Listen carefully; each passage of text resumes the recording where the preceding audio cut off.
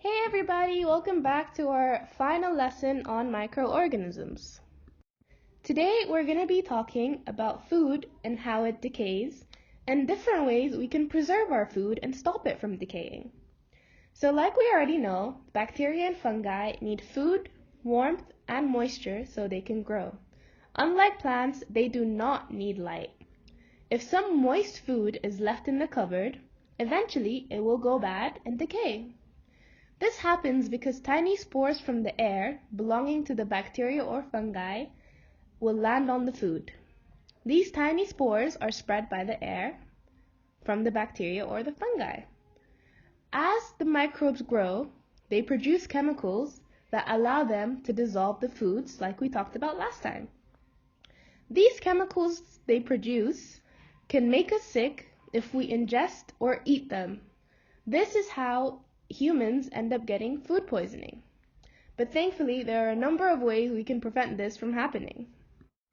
There are many different ways we can preserve food, and today we're going to be talking about 4. The first one we'll be addressing today is freezing. So bacteria and fungi cannot grow in very low temperatures because, like we mentioned earlier, one of the conditions necessary for their growth is warmth. So if it's not warm, there cannot be any bacteria or fungi present. So, food can be frozen until it is ready to eat, and this will stop the microbes from growing on it. Most foods can be preserved by freezing, such as meat, fish, and some fruit and vegetables. Another way we can preserve food is by drying it. Bacteria and fungi also need moisture to grow. So if the foods are dried and stored in a sealed container, then this stops the microbes from growing on it. Foods that can be preserved in this way include some fruits and vegetables, milk and cereals, chickpeas and some beans, as well as some soups. The third way we can preserve food is by adding chemical preservatives. Safe chemicals can be added to food to stop the microbes from feeding and growing on it. An example is adding vinegar to pickles. Vinegar is acidic and therefore stops the microbes from growing.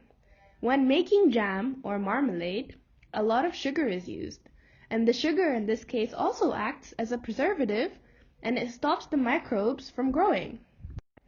The fourth way that we use to preserve food is by canning or bottling it.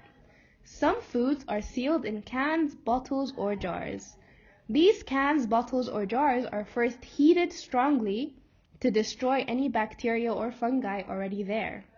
After that, the food is then added to the jars, cans, or bottles. Then the food is sealed so no microbes can get into the jar. Because of this, the food inside the jar can last for many months or even years. Taking care. Even though our food has been preserved and stored, we still have to take care when handling it, because microbes are everywhere and they're all around us, and some of them are really harmful and can make us extremely ill. So because of this, we must consistently and routinely wash our hands, especially when coming back home, touching an animal or a dirty surface, and when you're about to eat.